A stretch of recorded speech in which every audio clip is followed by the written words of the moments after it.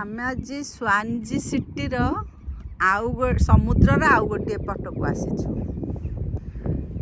एठी घर द्वार तो अच्छे, ये पत्थर सब केते गदा ହେଇଛି काहेकि ना सेपटे आनिकट तैयारी ହେଇଛି, पानी को आनिकट करी रखा जाइछि।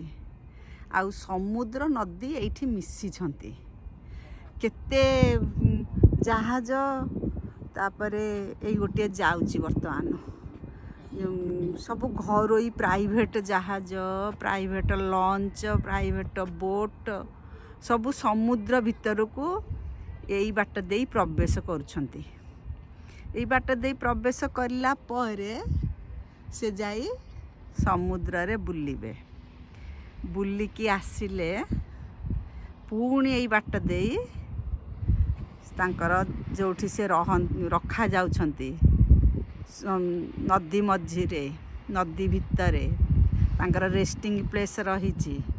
सेठी से माने रेंट देके याको बांधिकी रखंती। आसिला बेले आनिकट बाट दे जते बेले आसीबे, पानी हेले तो पुणी आसीबे।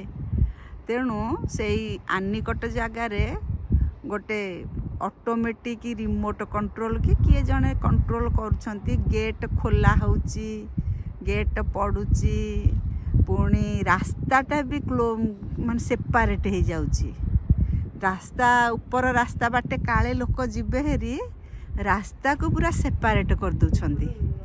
तेणु देखंतु सेपटू गोटे जहाज आसुची, एपटू गोटे जाउची। ये सब घरोई जिनिस, मन इच्छा खुशी रे लोक माने खरा पाग हेले बुलंती। ठीक रे देखा जाउची कि नहीं, ये खरा को किछि जना पड़ुनी। आ समुद्र भीतर को भी एमती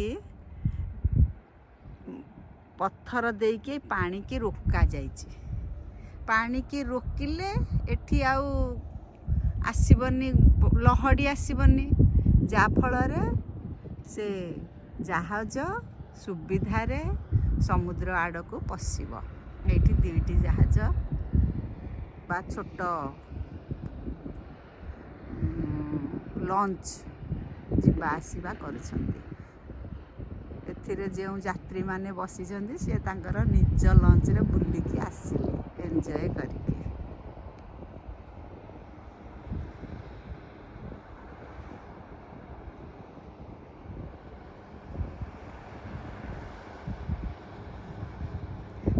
यूएसए रे थारे गोटे जनकर प्राइवेट जहाज रे बसिकी पूरा आटलांटिक महासागर 40-45 किलोमीटर भितर को आमे जाइथिलु।